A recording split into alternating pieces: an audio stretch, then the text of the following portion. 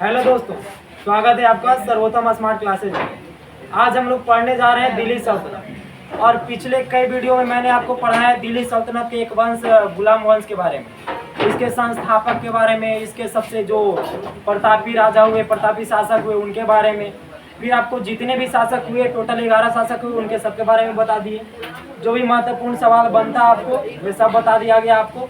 और आज जो गुलाम वंश है उसके अगला वंश है खिलजी वंश, और खिलजी वंश के बारे में हम लोग पढ़ेंगे। आपको पिछले वीडियो में आपको बताए थे कि सबसे लास्ट में जो राजा आया था गुलाम वंश का, उसका नाम था क्यूमर्स। कौन सी नाम था? क्यूमर्स। और उसका हत्या करके जलालुद्दीन खिलजी अगला वंश खिलजी वंश की स्थापना करता है। और वह कब स्थापना करता है? तो 1290 ईस्वी। कब करता है? 1290 में। और ये जो खिलजी वंश है कब तक रहेगा? 96 तक, 1320। ये तो इसका है, जलालुद्दीन खिलजी का है। ये पूरा वंश कब तक रहेगा? 1290 से लेकर 1320 तक। इसमें जितने भी राजा हुए, आज हम लोग सब राजा के बारे में पढ़ लेंगे। कुछ काम किया महत्वपूर्ण, उसके बारे में पढ़ लेंगे। और इसमें जो सबसे महत्वपूर्ण राजा हुआ, सबसे महत्वपूर्ण जो शासक हुआ, वह था अलाउद्दीन खिलजी। उसके बारे में पढ़ना है। और उसके दरबारी कवि का नाम था अमीर खुसरो। उसके दरबारी कवि का नाम क्या था? अमीर खुसरो। उनके बारे में पढ़ना है। अगर इस खिलजी वंश से आपको सवाल आएगा तो अलाउद्दीन खिलजी से आएगा। अगर अलाउद्दीन खिलजी से नहीं आएगा तो अमीर खुसरो से तो एकदम आएबे करेगा। अगर मेडिवल हिस्ट्री में कहीं ज्यादा चांस रहता है कि एक आध क्वेश्चन पूछा जाए तो यही दो टॉपिक है। गुलाम वंश में कुतुबुद्दीन ऐबक से पूछा जाए या फिर खिलजी वंश में अलाउद्दीन खिलजी से पूछा जाए। तो आइए इसके बारे में जानते हैं। तो सबसे पहले जो खिलजी वंश है, इसके संस्थापक कौन है? तो इसके संस्थापक हैं जलालुद्दीन फिरोज शाह खिलजी। इसी का एक नाम था मलिक फिरोज। इसी का क्या नाम था? मलिक फिरोज। लेकिन जब यह सुल्तान बना तब यह अपना नाम परिवर्तन कर लिया और इसने अपना नाम रख लिया जलालुद्दीन फिरोज शाह खिलजी। इसने क्या नाम रख लिया? और यह सुल्तान की गद्दी पे बैठा कब? 1290 में। यह जब बैठा तो इसी का भतीजा का नाम था अलाउद्दीन खिलजी। अलाउद्दीन खिलजी इसी का भतीजा था और दामाद भी था। पहले के यही चलता था। अपने अभी भी मुस्लिम धर्म में अपने हित जन में विवाह कर देवल जाता है। ज्यादातर यही होता है। मुस्लिम धर्म नहीं होता है जी, होता है आसपास के जो हम लोग में नहीं होता है। जैसे मान लो मामा के कोई रिश्ता है, दूर के रिश्ता है तो उनके साथ हो जाएगा। हम लोग में ही होता है। नहीं गिर रहा है तो या फिर आप दक्षिण भारत में चले जाइए तो दक्षिण भारत में अपने मामा के बेटी से भी सब ब्याह कर लेता, बहन से ब्याह कर लेता है दक्षिण भारत में। तो ऐसे चलता था प्रथा पहले भी। चाचा के बेटी से ब्याह कर लिया, यानी बहन से ब्याह कर लिया, ये सब होते रहता था। तो अलाउद्दीन खिलजी इसी का दामाद भी था और भतीजा भी था। तो ससुर भी है और क्या है इसका? चाचा भी है। तो क्या क्या काम किया ये पहले जानते हैं। तो इसने सबसे पहले खिलजी वंश का स्थापना किया 1290 ईस्वी में। किसके हत्या के बाद? कैमूर के हत्या के बाद। कौन से वंश का अंत करके? गुलाम वंश को निर्वंश कर दिया, वो अपने वंश को स्थापित कर लिया। इसका वास्तविक नाम क्या था? मलिक फिरोज नाम था। यह जब गद्दी पे बैठा तो इसका उम्र 70 साल था। कितना साल था? 70 साल। खिलजी वंश में अगर कोई सबसे ज्यादा क्रूर शासक हुआ तो वो था अलाउद्दीन खिलजी, इसका भतीजा। लेकिन यह उतना क्रूर नहीं था। क्रूर क्या? एक ठो भी क्रूर नहीं था। काहे? बुढ़ा गया था। और बूढ़ा आदमी अपने शांति जीवन व्यतीत करना चाहता है कि राजा भी बन गया, चलो कैसू अपना गुजर बसर कर लेते हैं। 70 साल तो कैसू 10 साल और गुजर जाए, कैसू अपना गुजर बसर कर लेते हैं। तो यह भी अपना शांति प्रिय जीवन व्यतीत किया और कभी भी लड़ाई झगड़ा ये सब नहीं किया। लेकिन लड़ाई झगड़ा करने के लिए भेजता जरूर था अपने भतीजा के। भतीजा कौन था? अलाउद्दीन खिलजी। यह निरंकुश नहीं था। इसने दिल्ली के किलोखरी को अपना राजधानी बनाया था। दिल्ली के बगल में एक जगह है जिसका नाम है किलोखरी। कौन सी नाम है? किलोखरी। वहीं पे अपना क्या बनाया था? राजधानी। ऐसे राजधानी आपको किलोखरी आए तो किलोखरी मारिएगा, नहीं तो आपको दिल्ली रहेगा। ऑप्शन में कुछ रहेगा दिल्ली का है कि दिल्ली के अंदर में ही आता है किलोकरी नामक स्थान। वहीं पे अपना इसने राज्याभिषेक करवाया और अपने को सुल्तान घोषित किया, उसी को अपना राजधानी भी बनाया। किलोकरी को राजधानी कौन बनाया था? देखो आज हम हाईलाइट कर दिए हैं कुछ। आज देखिए जैसे कि जो महत्वपूर्ण पॉइंट है उसको हम क्या कर दिए, हाईलाइट करके अलग चेंज कर दिए, तो इसके ऊपर ज्यादा ध्यान दीजिएगा। 1293 ईस्वी में इसने देवगिरी पे आक्रमण किया था। देवगिरी पड़ता है महाराष्ट्र में। आपको सहायता के लिए सब लिख भी दिए हैं कि एक बार वीडियो देख ले, पीडीएफ फिर बार बार पढ़ते रहिए तो आपको फिर दिक्कत ना होगा। देवगिरी कहाँ पड़ता है? और इस समय यहाँ पे यादव वंश का शासन चलता था। कौन से वंश का? यादव वंश का। और उसके शासक का नाम था रामचंद्र देव। शासक का नाम क्या था? रामचंद्र देव नाम था। यहीं पे कौन आक्रमण कर दिया? जलालुद्दीन खिलजी आक्रमण कर दिया। और यह दक्षिण भारत में प्रथम मुस्लिम आक्रमण था। ध्यान दीजिएगा, कहाँ पे? दक्षिण भारत में प्रथम मुस्लिम आक्रमण कौन से जगह पे? देवगिरी। कौन से राज्य में? वहाँ का राजा कौन? रामचंद्र देव। आक्रमण करने वाला जलालुद्दीन था। यहाँ का कौन सा वंश चलता था? यहाँ पे तो यह अपना सुल्तान बनने का सबसे पहला आक्रमण कब किया था? 1290 में बना। 3 साल तक शांत रहा, लेकिन फिर वो कर ही दिया। लेकिन यहाँ पे जो रामचंद्र देव हैं इसके अच्छे मित्र बन जाते हैं। लड़ाई झगड़ा तो होता है लेकिन फिर संधि हो जाता है और इसके बाद दोनों में मित्रता हो जाता है, लेकिन दोनों के हाथ दोस्ती हो जाता है, फ्रेंडशिप हो जाता है, दोनों फ्रेंड बन जाते हैं। आप समझ में आया? तो दोनों फ्रेंड बनने के बाद लेकिन दोनों का फ्रेंडशिप पे तोड़े के काम करता है अलाउद्दीन। अब कैसे तोड़ा आगे आप देखिएगा। कहाँ से वो पगा लटका लिया, हमारा ये शौक नहीं रहा है। उल्टी लगाए हैं तो फिर वो गिरेगा, उसको उलट के लगाए, उलट के लगाए।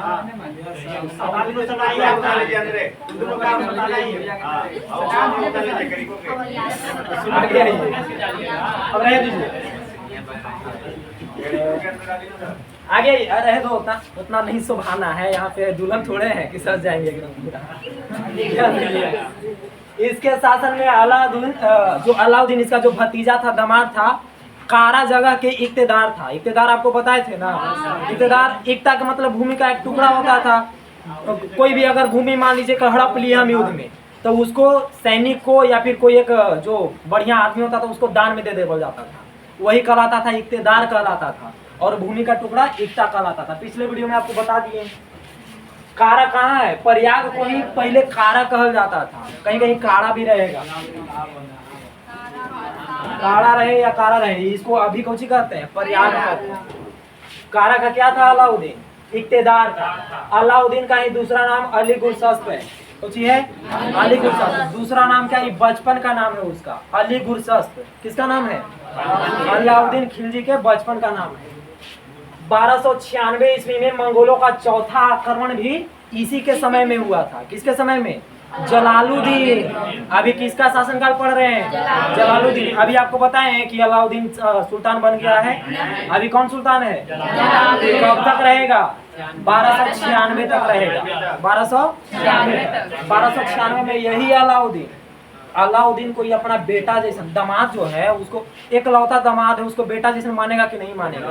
एकदम मानेगा। इतना बड़ा राजा है, भतीजा भी है, दामाद भी है, और दोहरा उसको हॉल स्क्वायर एकदम मिलेगा उसको इज्जत। लेकिन इसको बेटा जैसा मानता था, फिर भी इसको हत्या कर दिया था अलाउद्दीन। अलाउद्दीन हत्या करके अगला सुल्तान बनता है। मंगोल का 1296 ईस्वी में जो आक्रमण हुआ था वह किसके शासनकाल में हुआ था? सबसे पहला आक्रमण किसके शासनकाल में? इल्तुतमिश 1221 ईस्वी में। अभी तक कितना हो गया है? 4 गो हो गया है। और लेकिन दिल्ली सल्तनत पे तीसरा है। दिल्ली सल्तनत पे कैमा? तीसरा। भारत पे कैमा? तो याद रखिए। और सबसे ज्यादा जो मंगोल का आक्रमण हुआ है वो अलाउद्दीन के टाइम पे हुआ है। किसके टाइम पे हुआ है? अलाउद्दीन के टाइम पे। 6-7 बार हुआ है ओकरा टाइम, 6 बार हुआ है। कहो चंगेज खान नहीं, उसके और उत्तराधिकारी तो आएंगे। अब यहाँ इल्तुतमिश जिंदे है, उसके बाद वो आदमी आते जाना रहा है, तो चंगेज खान के उत्तराधिकारी आया करते थे। अब एक बार तो ऐसा हुआ ना कि जब यह आक्रमण हुआ 1200 कब हुआ? 1296 ईस्वी में। तो यहाँ पे जितने सैनिक आए थे उसमें से 2000 जो मंगोल थे, मंगोल सैनिक, वो वापस जाके नामे नहीं ले रहा था। क्या कि जितना मंगोल शासक हुआ सब क्रूर हुआ, और सबसे ज्यादा जो क्रूर था वो था चंगेज खां। चंगेज खां के बारे में बता दिए हैं पहले, बहुत क्रूर शासक था। उसका साम्राज्य भी दुनिया में सबसे बड़ा साम्राज्य उसी का था। एशिया, पूरा यूरोप और भारत पर भी आक्रमण करने आया था, लेकिन फिर लौट कर चल गया था। काहे कि इल्तुतमिश मंगबरनी को यहाँ पे शरण नहीं दिया था। पहले बता दिए हैं कहानी, इस सब पे ज्यादा वीडियो बड़ा हो जाएगा, ज्यादा चर्चा ना करेंगे। इसको नियंत्रण करने के लिए जो चौथा आक्रमण हुआ था, उसको नियंत्रण करने के लिए किसको भेजा गया? अलाउद्दीन को। और भेजा, वो अलाउद्दीन जीत भी गया, मंगोल को हरा भी दिया, और मंगोल के 2000 सैनिक यहाँ पे आत्मसमर्पण भी कर दिए और बोले कि हम मंगोल अब वापस नहीं जाएंगे, वहाँ पे सब क्रूर शासक है, ओकरा से तो हम यहीं रह जाएंगे, दुश्मन देश में ही रह जाएंगे। हम लोग को यहाँ पे आत्मसमर्पण कर दिए हैं, अब हम लोग को यहाँ पे बसाने का आप काम कीजिए, अब कैसू करके हमने को यहीं पे रख लीजिए। कौन बोला? सब मंगोल सैनिक बोला। लगभग कितना था? 2000 था। सब आत्मसमर्पण कर दिया था। अब जलालुद्दीन क्या किया कि दिल्ली में ही एक मुगलपुर शहर बसाया। कौन सा नगर बसाया? मुगलपुर। और वहीं पे जितना भी, देखिए यहाँ पे लिखा हुआ है, मुगलपुर शहर बसाकर 2000 मंगोल सैनिकों को यहाँ पे रख लिया। लेकिन एगो शर्त रखा था कि अगर मंगोल में सब बौद्ध धर्म अपनाया हुआ था। कौन सा धर्म? बौद्ध धर्म। अब ये एगो शर्त रखा कि अगर तुम लोग मुस्लिम बन जाओ तब हम अपने दिल्ली में तुम बसाएंगे। तो ये सब मुगलपुर है वहाँ पे। इसको बसाने का काम कौन किया था? जलालुद्दीन खिलजी। जलालुद्दीन, अलाउद्दीन नहीं। अलाउद्दीन अभी गुलाम है, इक़्तिदार है कारा का। अलाउद्दीन अभी 1296 के बाद अपना रंग दिखाएगा। मुगलपुर शहर के संस्थापक कौन है? जलालुद्दीन। यहाँ पे किसे बसाया गया था? मंगोल सैनिकों को बसाया गया था। लगभग कितना संख्या था? 2000 था। इसको संस्थापना करने वाला कौन है? जलालुद्दीन। अब एक शर्त रखा था कि तुम मुस्लिम बन जाओ तो हम रख लेंगे यहाँ पे। अब यही जो मुस्लिम बने हुए नवीन मुस्लिम कहलाए। कौन से मुस्लिम? नवीन मुस्लिम। और यही नवीन मुस्लिम आप याद रखिएगा, काहे कि इसी के वजह से आगे चल के कुछ विवाद भी होगा और नया राजा भी बदलेगा। आपको बताएंगे, इसी में आएगा आगे, ध्यान रखिएगा। यही मंगोल क्या कहलाए? नवीन मुस्लिम कहलाए। 1296 ईस्वी में ही अलाउद्दीन ने देवगिरी पर आक्रमण कर दिया। पहले देवगिरी पे आक्रमण कौन किया था? 1293 में जलालुद्दीन। अब चंद्रदेव वहाँ पे क्या बन गया था? दोनों फ्रेंड बन गया था। लेकिन फिर कौन कर दिया? अलाउद्दीन। बड़ी अपने मन के करता था, मानता नहीं था बात। क्या कि 70 साल का बूढ़ा हो गया था इसका चाचा और जो ससुर था। ये कहता था कि ये बूढ़ा का शासन करेगा, अब हम बैठेंगे यहाँ पे और हम अपना रंग रूप दिखाएंगे, अब हम इसका सुल्तान बनेंगे। अभी आक्रमण कर दिया। कहाँ पे कर दिया? देवगिरी पे कर दिया। कौन कर दिया? अलाउद्दीन। लेकिन बिना बताए। किसको? जलालुद्दीन को। ये बिना बताए आक्रमण कर दिया। और आक्रमण तो करबे किया, पूरा वहां से लूट उठ के जितना संपत्ति था सब कारा में ले चला आया। कहाँ ले चला आया? कारा में। कहाँ से? देवगिरी से। कहाँ से लूट के चला आया? देवगिरी से। देवगिरी पे दूसरा आक्रमण किसने किया था? अलाउद्दीन। पहला आक्रमण कौन किया था? जलालुद्दीन। जलालुद्दीन 1293 में और अलाउद्दीन 1296 में। और यही पूछे जब जलालुद्दीन गया कारा में कि काहे भाई हमारे मित्र पे तू आक्रमण काहे कर दिया, वहां से लूट के काहे ले चला आया? तो वहां पे गया, बेचारा गया, और ये जो अलाउद्दीन है जाके वहां पे हत्या कर दिया कारा में। किसको हत्या कर दिया? जलालुद्दीन का अपने ससुर जी की हत्या कर दिया। काहे कि चाहता था अगला सुल्तान बनना। ये अगर सब्र नहीं हो रहा था जी, अपने ससुर के मारना। अब मार देगा कोई अपने संपत्ति के लिए? बहुत कम मारेगा। 70 साल के बेचारा हो ही गया था, 2-4-10 साल में टपक जाता है इसको, अगला शासक यही बनता। लेकिन मार दिया इसको। पहले ही एकदम बेताबिया अंदर से था कि हमारा बनना है तो बनना है। अब आया और इसको कहाँ हत्या कर दिया? कारा में। लुट के, जिसके बाद कारा में अलग पढ़ लीजिएगा। यही कहानी है, हम पूरा पढ़ा दिए आपको। ये कहानी सुन लीजिए आप। और अगला सुल्तान कौन बन गया? सुल्तान अगला कौन बना? अलाउद्दीन खिलजी। तो यहाँ तक आपको कहानी समझ में आया। तो अब किसके बारे में पढ़ेंगे? अलाउद्दीन खिलजी के बारे में। अब यही सबसे महत्वपूर्ण आदमी भी है इसके वंश का। अब कौन आएगा? अलाउद्दीन खिलजी। अभी बताया ना कि इसके बचपन का नाम क्या था? अलिया गुरशस्प था। इसने सिकंदर सानी की उपाधि धारण की थी। दूसरा सिकंदर, PDF मिल जाएगा, नोट मत कीजिए। ये कहता था ना कि पहला विश्व विजेता था कौन? सिकंदर, जिसने लगभग पूरे विश्व को जीत लिया था। अब दूसरा सिकंदर हम बनेंगे, अब पूरा विश्व को जीतेंगे हम, माने अलाउद्दीन खिलजी। कौन ऐसा बोलता था? इसलिए इसने सिकंदर सानी की उपाधि धारण किया था। इसी का मतलब क्या होता है? दूसरा सिकंदर। इसने साम्राज्यवादी नीति के तहत अब साम्राज्य फैलाना है, पूरे दुनिया पे हमको राज करना है, तो साम्राज्यवादी नीति तो लाना ही पड़ेगा। तो साम्राज्यवादी नीति लाने वाला कौन था? अलाउद्दीन खिलजी था। इसने साम्राज्यवादी नीति के तहत, साम्राज्य माने कि साम्राज्य विस्तार, साम्राज्य को फैलाना, यही है साम्राज्यवादी नीति। साम्राज्यवादी नीति के तहत इसने उत्तर भारत पर प्रत्यक्ष आक्रमण करके और प्रत्यक्ष यहाँ पे शासन चलाया, जबकि दक्षिण भारत पे अप्रत्यक्ष रूप से चलाया। अब प्रत्यक्ष व अप्रत्यक्ष शासन कुछ होता है। तो प्रत्यक्ष शासन यानी कि मान लीजिए इधर के हैं सब उत्तर भारत, इधर के हैं दक्षिण भारत। अब हम अलाउद्दीन खिलजी, ठीक ना, अब हमारा क्रूर समझ के हत्या मत कर देना। इधर हम पहले आक्रमण किए, लेकिन दक्षिण भारत में कुछ सांस्कृतिक सब विविधता भी है। वहाँ पे थोड़ा सा क्षेत्र बदलेगा, भाषा बदल जाएगा, उधर पहाड़ भी बहुत है, माने कि बहुत सारा विविधता है। एक शासक अगर चाहे तो पूरे भारत को कंट्रोल नहीं कर सकता है। इसलिए यहाँ पे 28 गो राज्य भी बनावल गया है, ताकि शासन में अच्छा हो, आसानी हो। एगो प्रधानमंत्री पूरे कंट्रोल कर लेगा भारत के? अगर गया उधर कहाँ से कर लेगा? कहाँ से करता है प्रधानमंत्री? मुख्यमंत्री कहाँ गए? मुख्यमंत्री राज के कहाँ गए? वो क्या करते हैं? बैठ के झाल बजाते हैं? भले बैठ के अभी काम नहीं करते हैं ऐसी, हाँ कुछ भी हो, छोड़ो वो पॉलिटिक्स में होगा। तो यह भी अलाउद्दीन खिलजी सोचा कि इतना विविधता है भारत में, इतना उत्तर भारत में हम संभालेंगे कि दक्षिण भारत में संभालेंगे, कि कन्नड़ बोले वाला के संभालेंगे, कि तेलुगु बोले वाला के संभालेंगे, कि एकरा हम संभालित रहेंगे, इतना माथे पे चीज काला हम करित रहेंगे। उत्तर भारत पे हम आक्रमण करके कब्जा लेवे किए हैं, अब हम दक्षिण भारत पे कब्जा लेते हैं, लेकिन दक्षिण भारत पे हम अपना प्रत्यक्ष शासन नहीं करेंगे। उत्तर भारत पे हम प्रत्यक्ष शासन करेंगे, लेकिन दक्षिण भारत के जो राजा रहेगा उसको हम खाली युद्ध में हराएंगे और उसको हम फिर से राज्य वापस कर देंगे और उसको हम सालाना बांध देंगे कि इतना टैक्स हमको देना है। ये कहलाता है अप्रत्यक्ष शासन। राजा वही रहेगा, लेकिन सिर्फ टैक्स किसको देगा? अलाउद्दीन का। गुलाम किसका रहेगा? अलाउद्दीन का। यही कहलाएगा अप्रत्यक्ष शासन। तो दक्षिण भारत पे ही कैसा शासन किया? अप्रत्यक्ष। और उत्तर भारत पे प्रत्यक्ष, यानी अपने से एकदम पूरा उत्तर भारत को कंट्रोल करता था। किसी अन्य राजा इस सबको नियुक्त नहीं किया था। तो यही यहाँ पे लिखा हुआ है। इसने ही राजत्व सिद्धांत दिया था। कौन सा सिद्धांत? राजत्व सिद्धांत कुछ होता है।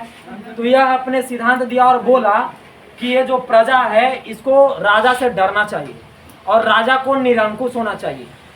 मन कि जो मन में आए राजा को वही बोलना चाहिए, वही करना चाहिए, और राजा का यह धर्म भी है। ऐसा कौन बोलता था? अल्लाह। कि राजा जो बोल दे वो प्रजा को मानना भी एकदम है, जरूरी है। यही है राजत्व का सिद्धांत। और राजा जो खुदा है उनके दूत होते हैं, उनके चलते फिरते परछाई होते हैं राजा। राजा सुल्तान कोई इगी दुगी आदमी नहीं होता है। ये कौन बोला? अलाउद्दीन। यह निरंकुश हो तो बहुत अच्छा है, राजा को निरंकुश ही होना चाहिए और प्रजा को उनसे डरना चाहिए। यह सिद्धांत ही क्या कहलाता है? राजत्व का सिद्धांत। यह किसने दिया था? अलाउद्दीन खिलजी ने दिया था।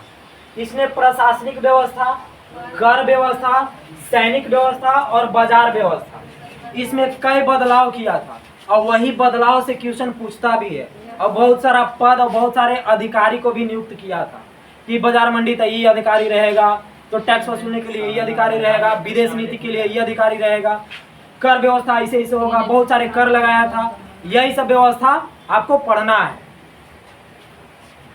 अब जो जो अलाउद्दीन काम किया है आपको पढ़ना है।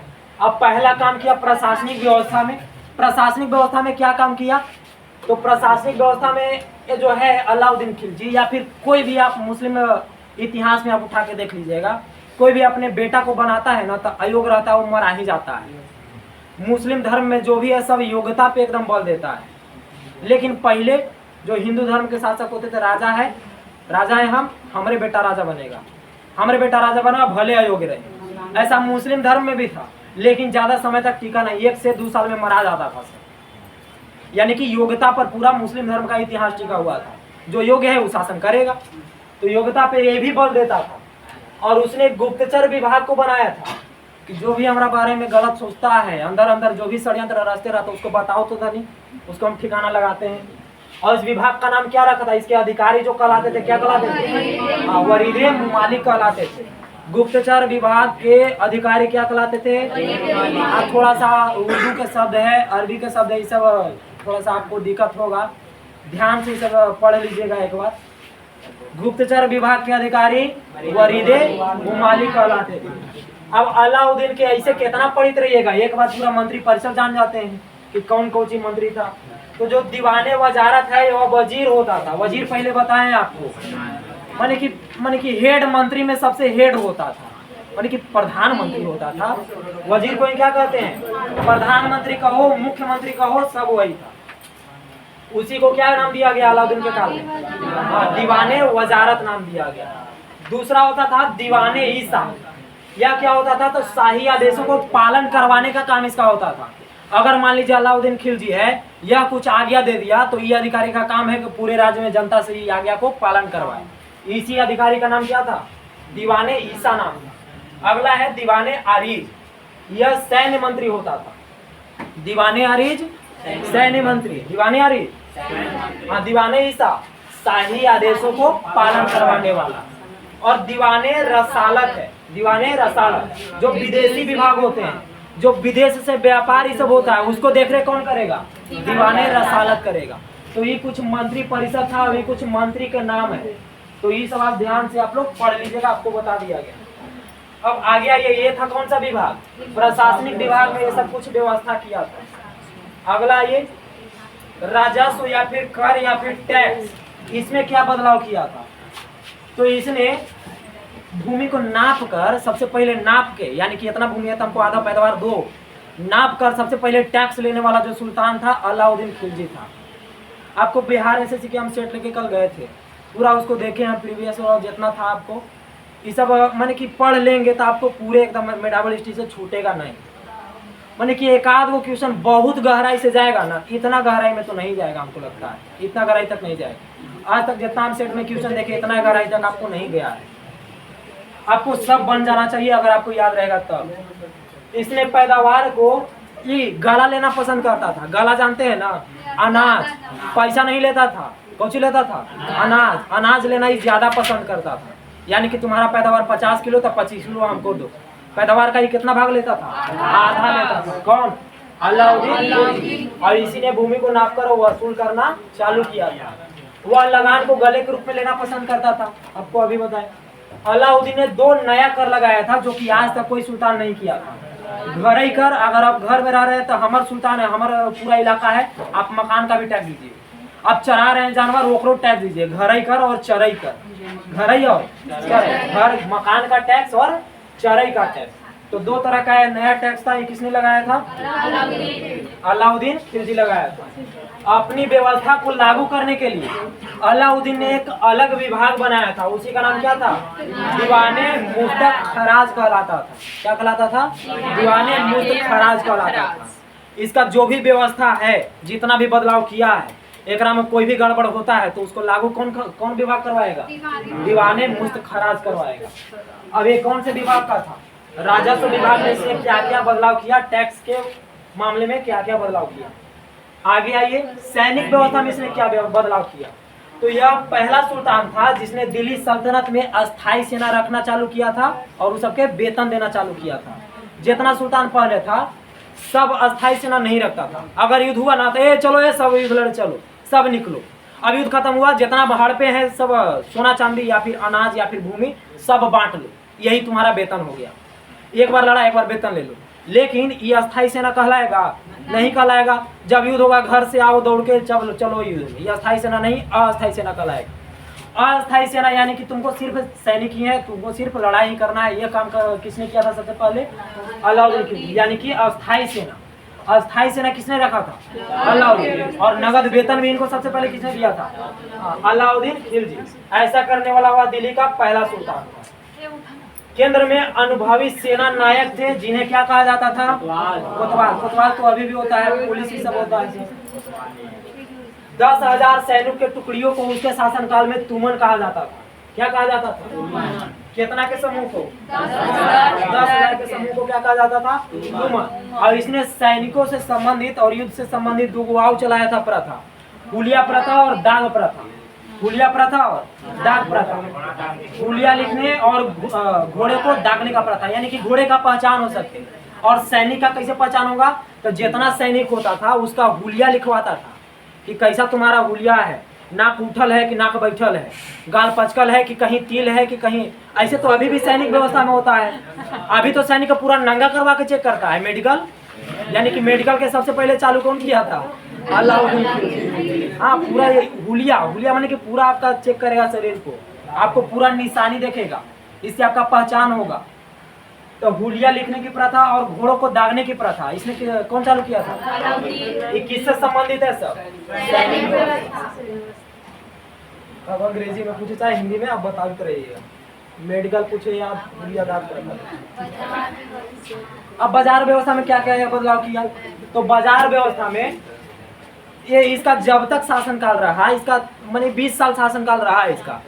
1296 से लेके कब तक रहा? 1316 ईस्वी तक रहा।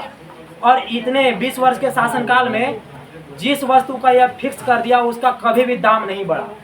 20 साल अगर मोदी जी रहेंगे तो उसका पेट्रोल अभी 100 रुपये है, पहले 50 रुपये था, कोई 5 साल और रहेगा तो 500 रुपये पहुँच जाएगा। लेकिन अलाउद्दीन खिलजी क्रूर तो था, अलाउद्दीन खिलजी क्रूर तो था, लेकिन ये वो काम किया था सैनिकों के लिए खास करके। अस्थायी सेना रख रहा है तो महंगाई बढ़ेगा तो इसको वेतन भी बढ़ावे पड़ेगा कि ना। तो ये अपने तेजाई में किया था, जनता के भलाई के लिए नहीं किया था, अपने तेजाई के लिए किया कि जनता जो सैनिक है उसका वेतन नहीं बढ़ावे पड़े। अगर महंगाई ना बढ़ेगा तो वेतन बढ़ावे की मांग नहीं करेगा, ये सब उतना ही वेतन में हमेशा उनका शासन चलते रहेगा। तो इसने एक प्रथा लाया कि हम जिस वस्तु का मूल्य फिक्स कर दे रहे हैं, मान लो आलू 5 रुपये किलो, 5 रुपये किलो ही रहेगा हमारे शासनकाल में। अगर कोई बढ़ाया तो ओकरा काट के रख देंगे। ऐसा कौन बोलता था? अलाउद्दीन खिलजी। और जब तक इसका शासनकाल रहा 20 वर्षों तक, एक भी वस्तु का दाम नहीं बढ़ा था, एक भी वस्तु का दाम नहीं बढ़ा था। यह सब वस्तुओं का दाम निश्चित कर दिया था, फिक्स कर दिया था। अलाउद्दीन ने प्रत्येक वस्तु के लिए अलग अलग बाजार निश्चित किए थे। गला के लिए अलग किया था, मवेशी के लिए अलग किया था, सब के लिए अलग व्यवस्था कर दिया था। माने कि बहुत दूरदर्शी सोच रखता था। ये क्रूर तो है ही, राजा को होना भी चाहिए। अगर पीछे में चल रहे, अभी तो लोकतंत्र के हिसाब से आप सोचते हैं, लोकतंत्र के हिसाब से आप सोचते हैं, लेकिन पहले आप मध्यकालीन भारत में जाइएगा तो सबसे महान शासक वही होता था जो इस सब काम करे, माने कि युद्ध लड़े। अगर युद्ध नहीं लड़ रहा है तो वो राजा नहीं कहलाएगा, वो अच्छा राजा नहीं कहलाएगा, महान राजा नहीं कहलाएगा। वही राजा महान हुआ जो अपने क्षेत्र को बढ़ाया, चाहे चंद्रगुप्त मौर्य हो या फिर अशोक हो या फिर कोई भी हो, वही राजा है जो युद्ध करके अपना बढ़ाता है अपना और जनता को देखभाल करता है। लेकिन जनता को देखभाल करने के मामले में अच्छा राजा नहीं है। इसने गले के लिए मंडी बनाया था और कपड़े के लिए सराय आदिल बनाया था। घोड़ा गुलाम मवेशी सबके लिए अलग बाजार बनाया था। कौन बनाया था? अलाउद्दीन। सभी व्यापारियों को सहनाए मंडी, यह एक विभाग होता था, इससे रजिस्ट्रेशन करवाना पड़ता था। जैसे अभी है ना व्यापारी को लाइसेंस लेवे पड़ता है, वैसी लाइसेंस लेवे पड़ता था। यानी कि अलाउद्दीन खिलजी अर्थशास्त्री समझो कि एक प्रकार के है, बड़ी दिमाग था इसके पास। ये रजिस्ट्रेशन करवाने का ही सबसे पहले काम चालू किया था।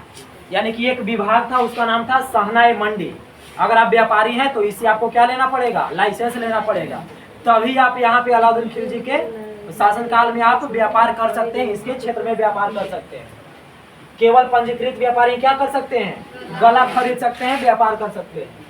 बाजार के नियंत्रण के लिए अधिकारी भी नियुक्त किया था। अगर आपको बाजार पर नियंत्रण रखना है तो दीवाने रियासत से बात कीजिए, यह दीवाने रियासत होता था। सहनाए मंडी आपको बताएं बाजार अधीक्षक होता था। बरीदे मंडी ये भी बाजार अधीक्षक होता था, लेकिन दोनों में थोड़ा सा अंतर होता था। अधीक्षक माने हेड उसका हेड होता था। जैसे पुलिस अधीक्षक, पुलिस अधीक्षक जैसे पुलिस के हेड अभी होता है, जैसे वही ना कहलाता है जी कमिश्नर, एसपी होता है, वही होता है। तो मैंने कि अपने विभाग में सर्व प्रमुख होता है। तो बाजार के जो क्या निरीक्षक माने कि निरीक्षण करने वाला, देखभाल करने वाला। बाजार में कुछ गड़बड़ तो ना चल रहा है कि अलाउद्दीन बहुत तेज आदमी था, कि सोचा कि हम नियम तो बनवा दिए। आज के शासक से तो अच्छा ही था, भले क्रूर था लेकिन अच्छा दिमाग लगाता था। आज के जो शासक हैं, मान लो कोई भी बने, यानी कि कोई भी प्रधानमंत्री बने या मुख्यमंत्री बने, योजना चालू कर दिया, भले योजना के विधायक जी अपने पॉकेट में घुसेर लिए, कोई देखे वाला नहीं है। भले नमामि गंगे के 22,000 करोड़ रुपया पॉकेट में चल जाए विधायक के और सांसद के, कोई देखे वाला नहीं है। लेकिन अलाउद्दीन खिलजी को व्यवस्था किया था और व्यवस्था के नाम था बाजार निरीक्षक। और इसी को कहा जाता था बरीदे मंडी। बरीदे मंडी यानी कि मंडी में ये व्यवस्था लगाए ना कि कोई भी दाम नहीं बढ़ाएगा, लेकिन दाम नहीं बढ़ाता था तो कुछ वस्तु वजन कम करके देता था, बटखारवे कम कर देता था व्यापारी। न बढ़ा दे रहा है, लो हम बटखारवे कम कर देंगे, हमारा कैसू फायदा होना चाहिए, कैसू कम कर दे व्यापारी, कैसू और दंडी मार लेगा कैसू। तो ये बाजार निरीक्षक को पद लाया था कि जाओ बाजार में निरीक्षण करते रहो। अगर मान लो कि सुनो जी विकास इधर ध्यान दो, अगर मान लीजिए हम हैं व्यापारी और अलाउद्दीन का विकास आ गया यहाँ से बाजार निरीक्षक, मान लो हम व्यापारी हैं, जलेबी बेच रहे हैं, 1 किलो जलेबी में 250 ग्राम नहीं दे रहे हैं, उसको चुंबक लगा लिए, अगर हम पकड़ा गए ना तो अलाउद्दीन का नियम था 250 ग्राम का मांस काटो एकर मांस, ये इसका नियम था, चांद दे लेता है, ऐसा नियम था उसका। जितना तू डंडी मारेगा उतना तुम्हारा मांस कटेगा, कौन अपना मांस कटवाएगा, और ले जाओ, पैसा से बढ़ के शरीर है। तो इसके वजह से इसके शासनकाल में कभी भी वस्तु का चोरी सब नहीं हुआ, व्यापार एकदम बहुत बढ़िया से हुआ था। इतना कड़ा नियम आज भी रहना चाहिए, है? रहना चाहिए कि ना रहना चाहिए, आप लोग कमेंट में अपना मत देते रहिए। इसने एक गुप्तचर अधिकारी नियुक्त किया था जिसे मुनहियांस कहा जाता था, और इसने बहुमूल्य वस्तुओं खरीदने के लिए दीवाने रियासत या सहना या मंडी की आज्ञा लेनी पड़ती थी। अगर आपको कुछ मूल्यवान वस्तु खरीदना है तब किसका आज्ञा लेना पड़ेगा, सहना या मंडी, या इसी का नाम था दीवाने रियासत। यहाँ पे बताए ना दीवाने रियासत, बाजार पर नियंत्रण रखना इसका काम था। तो इतना बाजार व्यवस्था में बदलाव किया था कौन सा सर, अलाउद्दीन खिलजी। अलाउद्दीन खिलजी जानता था कि हम अभी नया नया शासक बने हैं और अपने चाचा और ससुर के मार के बने हैं, जो बहुत बढ़िया राजा था, कोई जनता के परेशान नहीं करता था। वैसा राजा के बन के हम मार के बने हैं अगर सुल्तान, तो जनता के कुछ शुरू में कुछ लोभ देना पड़ेगा। अगर शुरू में हम नहीं देंगे तो फिर हमारा ऐसे ही सब विद्रोह करके हटा देगा। तो शुरू में तो ये खूब नम्र रहा, खूब एकदम जनता पे देखभाल किया, इतना खूब व्यवस्था लगाया जनता के हित में। जनता के हित में क्या, अपने सैनिक के हित में लगाता था, वो सैनिक ही तो जनता होता था, यही लगाता था कर सब। लेकिन जैसे जैसे इसका शासनकाल बढ़ते गया, धीरे धीरे क्रूर होते गया और फिर इससे एकदम पूरा जनता त्रस्त होते गया। अब कौन ऐसा व्यवस्था किया, तो आगे आप पढ़िएगा, ये था पूरा कौन सा व्यवस्था, बाजार व्यवस्था। हाँ, तो अब आगे अगला है, अगर अलाउद्दीन खिलजी से अगर सवाल पूछे तो ठीक है, ना पूछे तो फिर ये ठीक है। अमीर खुसरो, कहे कि अमीर खुसरो इनके दरबारी कवि थे, किनके, अलाउद्दीन खिलजी के। और ये भारतीय संगीत के जो कव्वाली सब है, इसके जन्मदाता भी माने जाते हैं। अगर संगीत ये सब पढ़िएगा ना तो इनके बारे में भी पढ़ाया जाता है, तबला सितार ये सब के ये आविष्कारक है। अच्छा लिखा है वही पढ़ रहा है, हम कहीं पढ़ लिया है जी। अच्छा तबला जानता था, अच्छा ठीक है पढ़ लिया। देखो ध्यान से इधर, अलाउद्दीन खिलजी के दरबारी कवि अमीर खुसरो। दरबारी कवि कौन थे, एगो दुगो ना 8-10 गो की अमीर खुसरो और दरबारी कवि रहे हैं। सबसे ज्यादा सुल्तान के शासनकाल देखने वाले भी यही हैं, 10 गो। देखिए 10 गो सुल्तान के शासनकाल ही देखे हैं। बलबन से लेके बलबन के टाइम पे ही अपने कवि के जो काम होता है लिखने पढ़ने का, वो अपना काम चालू कर दिए थे। कवि के रूप में अपना काम किसके काल में चालू किए थे, बलबन। और अपना जो अंतिम है वो था मोहम्मद बिन तुगलक के टाइम पे अपना ही लेखन का काम खत्म करते हैं, काहे कि मर जाते हैं। मोहम्मद बिन, हाँ पगला के टाइम पे खत्म करते हैं। पगला शासक कहलेबे करता है, बेचारा झूठ थोड़े बोल रहा है, पगला शासक वो फेमस है अपने इतिहास में। तो मोहम्मद बिन तुगलक के टाइम पे अपना अंत करते हैं। अब बलबन से मोहम्मद बिन तुगलक तक जोड़ लीजिएगा, टोटल 8-10 गो शासक हो ही जाएगा। तो सबसे ज्यादा सुल्तान का शासन देखने वाले आदमी कौन है, अमीर खुसरो। और यह किसके दरबारी कवि थे, अलाउद्दीन खिलजी। इनका जन्म हुआ था 1253 ईस्वी में, पटियाली एगो गांव है, अब एटा जिला है। अब ये कौन से राज्य में है, उत्तर प्रदेश। बलबन के काल से कवि थे और किसके काल तक रहे, पटियाली, वो पटियाला था, पटियाली हम बोल रहे हैं। पटियाली गांव उत्तर प्रदेश में है, ठीक ना, पटियाली। हाँ ली है, ली यहाँ पे ओढ़ावल है, ये दिल्ली सल्तनत के सर्वाधिक सुल्तानों के शासन को देखने वाले व्यक्ति हैं। कौन है? अमीर खुसरो। किसके दरबारी कवि थे? अलाउद्दीन खिलजी के। इन्होंने ही कश्मीर को पृथ्वी का स्वर्ग कहा था और इन्होंने सितार, तबला, कव्वाली और खड़ी बोली को आविष्कार किया था, बनाया था। कौची कौची बहुत ही सब महत्वपूर्ण है, याद दीजिए।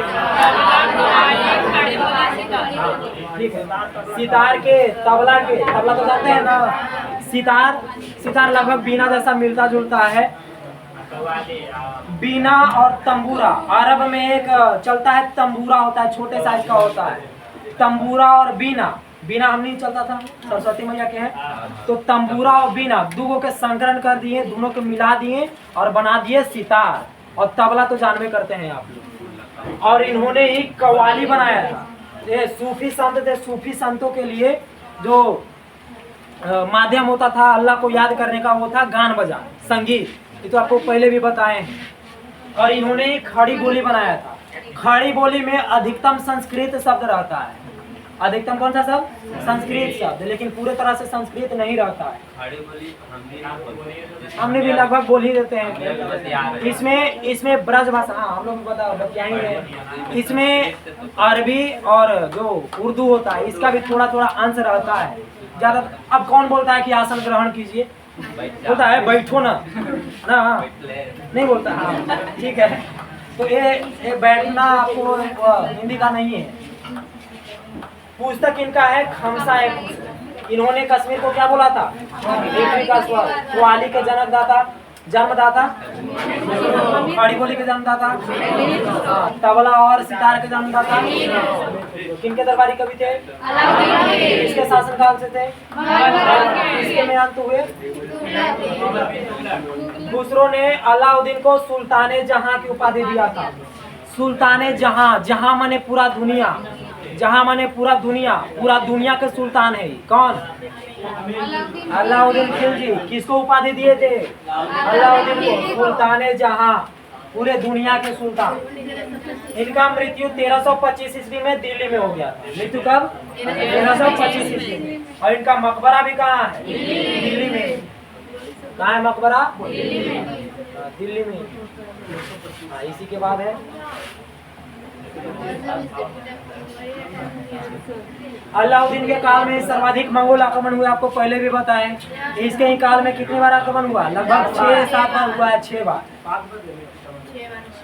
बार हुआ है। 6 बार। अब कब हुआ है उतना गहराई से आपको नहीं पढ़ाना है, किसने किया उतना नहीं पढ़ना है। अगर आप बीपीएससी यूपीएससी का तैयारी कीजिएगा तब आपको उस सिलेबस में है। 1298 ईस्वी में यह गुजरात अभियान पे गया था। कब? कौन से अभियान पे? अभियान माने मिशन पे जाता था। ये सब मिशन पे जाता था। अभी गुजरात मिशन पे गया है। आप लोग आजकल ज्यादा जानते हो मिशन, ये सब लड़का सब ज्यादा जानता है। और जो गेम खेलता होगा वो ज्यादा जानता है। पबजी सब में मिशन पूरा कर लगाता है ना जी, आता है मिशन कंप्लीट करने के लिए। तो वही मिशन कंप्लीट करे जाता था ये। कौन? अलाउद्दीन खिलजी। और यह गुजरात अभियान पे गया और उस अभियान पे इसको एगो बहुत ही मतलब कि किन्नर मिलता है, हिजड़ा मिलता है, जो कि बहुत एकदम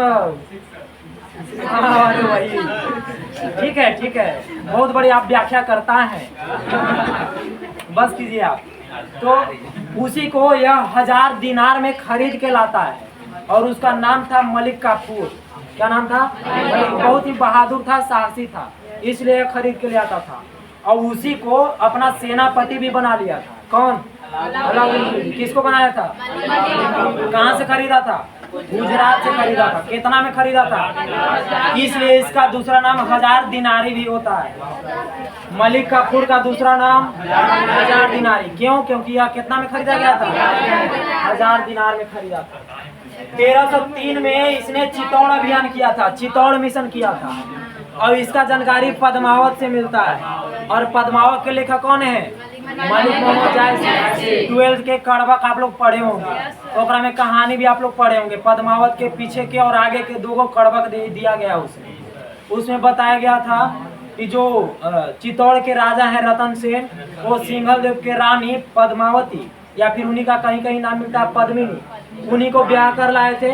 और उसी के बारे में उन्हीं के दरबार में वो रहता था राघव चेतन। उनका तो क्या कहते हैं, पंडित जी नहीं होते हैं दरबार के, वही उनके थे राघव चेतन। किनके दरबार में? राजा रतन सेन के दरबार में। और वही राजा रतन सेन किसी वजह से उनको देश निकाला दे देते हैं। अब वो जानता है कि अच्छा देश निकाला दिया, रुको हम तुमको बर्बादी करते हैं, रुको। और जाके अलाउद्दीन से मिलता है। अब ऐसा वर्णन करता है, वो सोचा कि अब कैसे हम इसको अट्रैक्ट करें, तो उसको वर्णन किया। सबसे बढ़िया अट्रैक्ट करने का पुरुष का तरीका है महिला। महिला के बारे में कोई भी विनाश हुआ है आज तक तो सब महिला के कारण ही हुआ है, महिला के कारण हुई है। और आज तक भी जितना विनाश दिखावल भी जाता है फिल्म में, सब महिला के कारण नहीं होता है। कोई भी फिल्म देखो ओकरा में हीरोइने पे बनता है, नहीं बनता है जी, यही तो बनता है। तो यह भी गया राघव चेतन और अलाउद्दीन खिलजी से बात किया और इसने बताया, ए महाराज आप नहीं जानते हैं, ये जो चित्तौड़ है ना, चित्तौड़ वहाँ का जो रतन सेन है वो इतना सुंदर पत्नी लाया है ना कि मत पूछिए।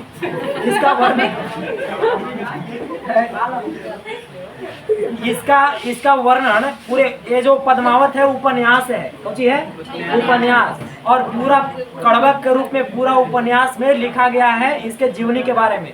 राजा रतन सेन, अलाउद्दीन, राघव चेतन और पद्मावती के पूरा जीवनीय है सबके, शुरू से लेके अंत तक पद्मावत में पूरा कहानी है। इसी पे फिल्म बना था, ठीक है ना। तो उसी में बताता है जाके अलाउद्दीन खिलजी के। अब वो इतना बढ़िया से वर्णन करता है वो स्त्री के बारे में, पद्मावती के बारे में, कि अलाउद्दीन रह नहीं पाता है। और अलाउद्दीन कहता कि अब तो चले पड़ेगा वहाँ पे। कहाँ पे चले पड़ेगा? चित्तौड़। अब चित्तौड़ मिशन पे चलो, अब हमको नहीं रह जा रहा है।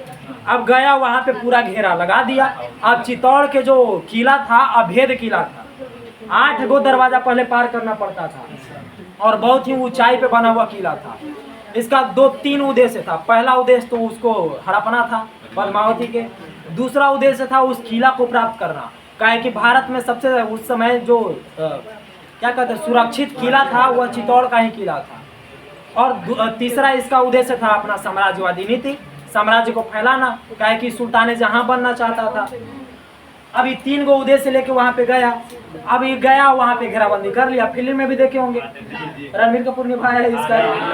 हाँ, तो गया वो पूरा घेराबंदी कर लिया, लेकिन ये छल किया और एक शर्त रखता है कि हमको रहा नहीं रहा है, हे राजा रतन सेन तो एक काम करो, हम तुमसे युद्ध नहीं करेंगे, खाली हमको एक बार उसका दर्शन करवा दो जिसका वर्णन ही किया है, एक बार सिर्फ दर्शन करवा दो।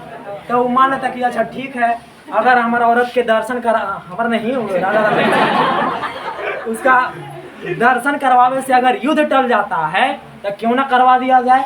तो उसको महल में बुलाया गया।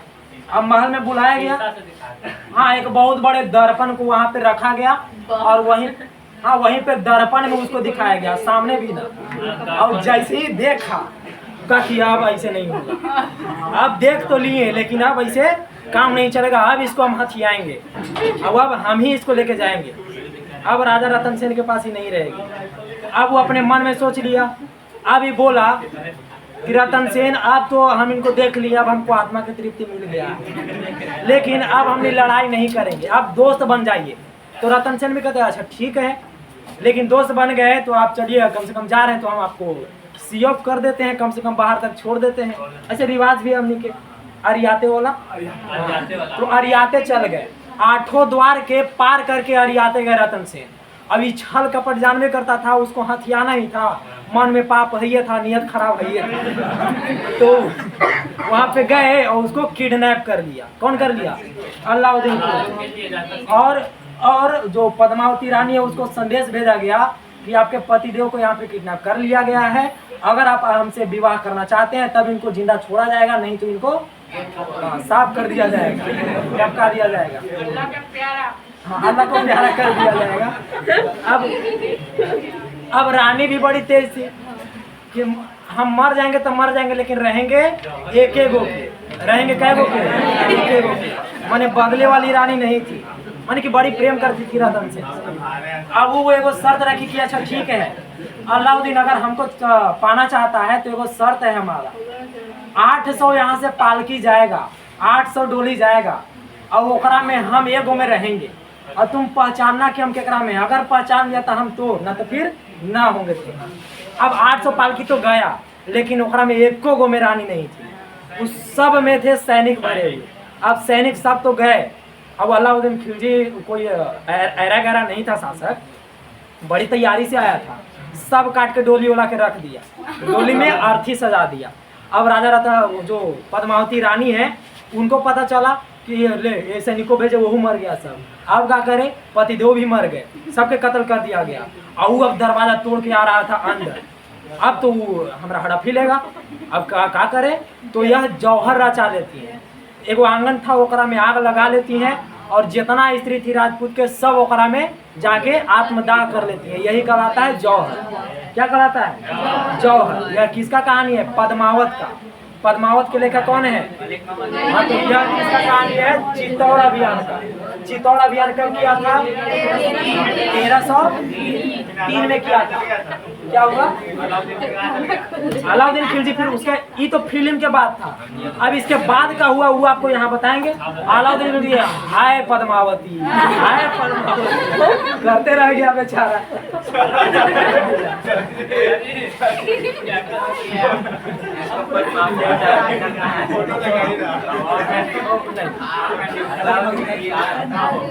अब पद्मावती के देखना है तो स्केच मिलेगा। अभी हीरोइनी बनी थी, कौन है वो? दीपिका पादुकोण। तो ओकरा से सुंदर तो नहीं होगी, लेकिन जैसा पद्मावत में वर्णन किया गया है ना कि इतना सुंदरी थी कि अलाउद्दीन खिलजी जैसा सुल्तान भी उसके पीछे पागल हो गया, और देखने के बाद आओ पगला गया एकदम छुपा सामने। इसी ने 1306 ईस्वी में, 1303 में कौन सा अभियान किया था? हाँ, 1306 ईस्वी में अपना दक्षिण भारत अभियान शुरू किया था। दक्षिण भारत अभियान कब चालू किया था? 1306 ईस्वी।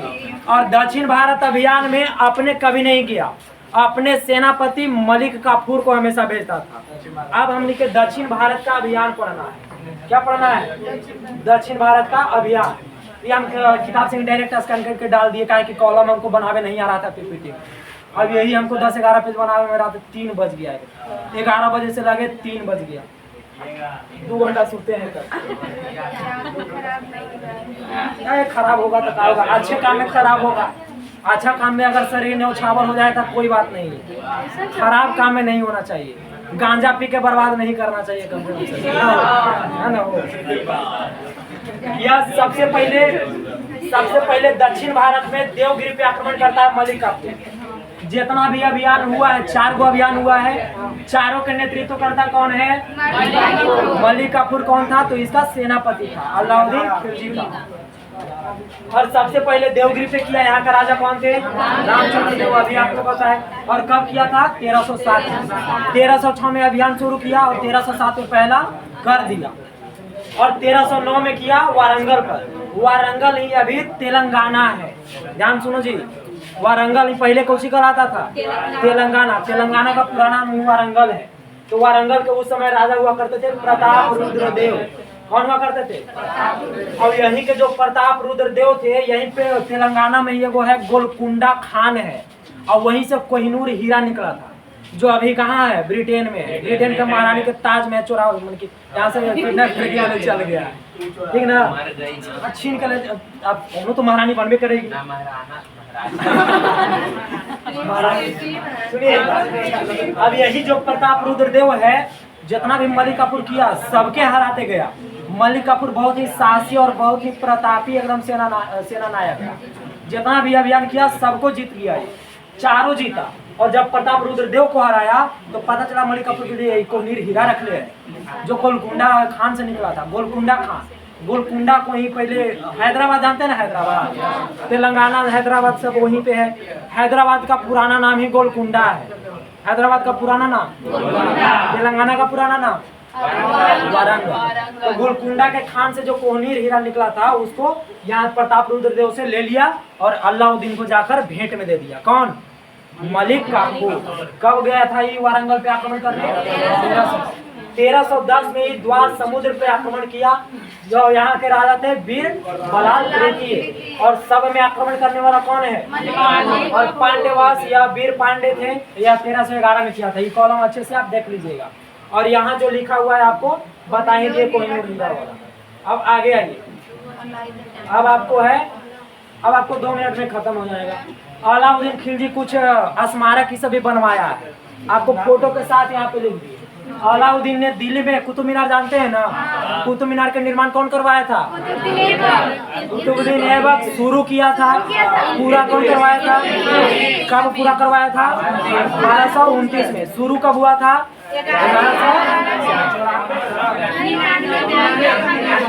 काहे इतना कंफ्यूज रहते हैं आप लोग? मतलब कि पीडीएफ आप लोग नहीं पढ़ रहे हैं। हाँ मत पढ़िए, जैसन करनी वैसन भरनी। पूछेंगे आओगा फिर ठोकाइएगा बढ़िया से। अलाउद्दीन ने दिल्ली में अलाई दरवाजा बनवाया था।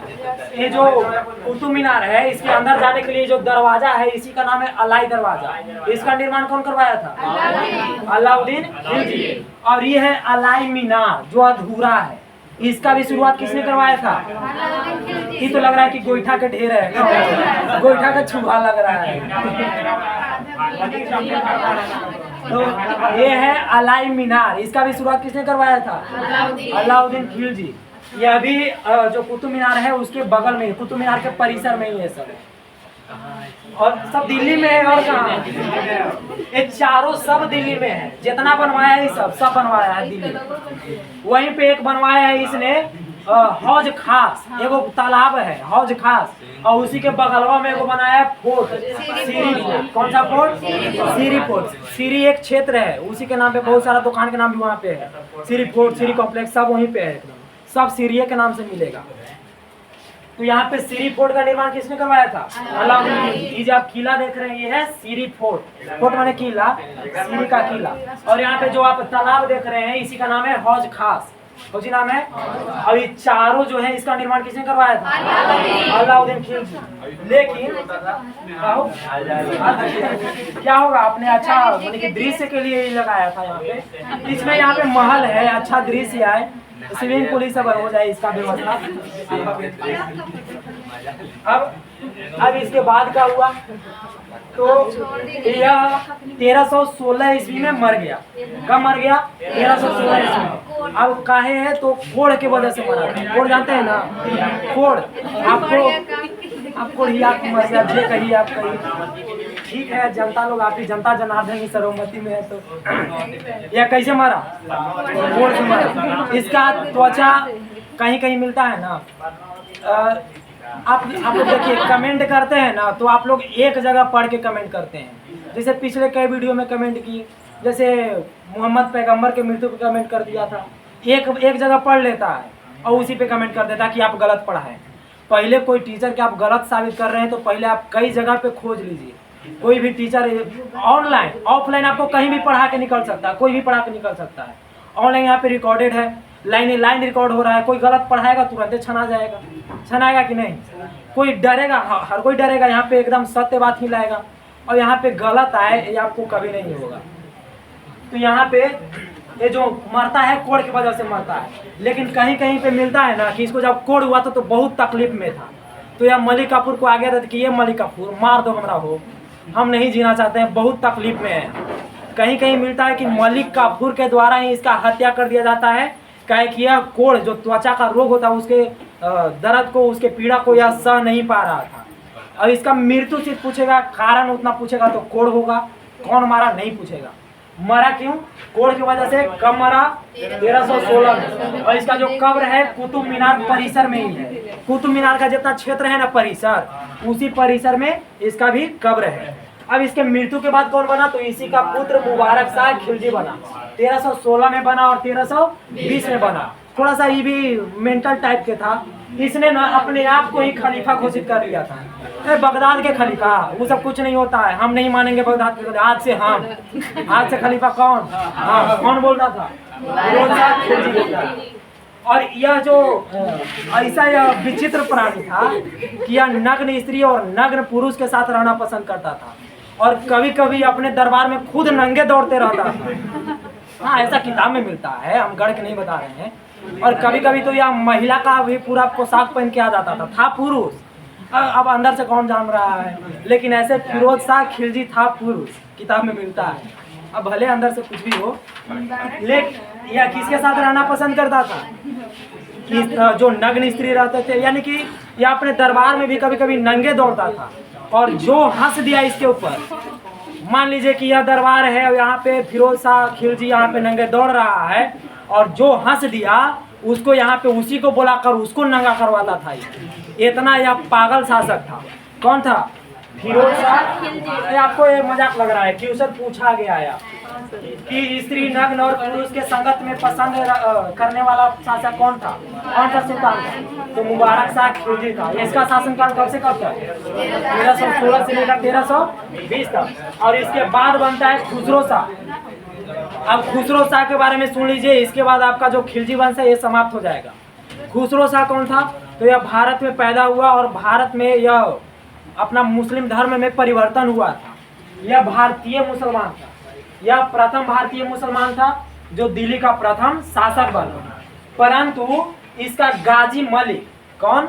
गाजी मलिक एक व्यक्ति था, इसी के शासनकाल में उसी दिल्ली में रहता था।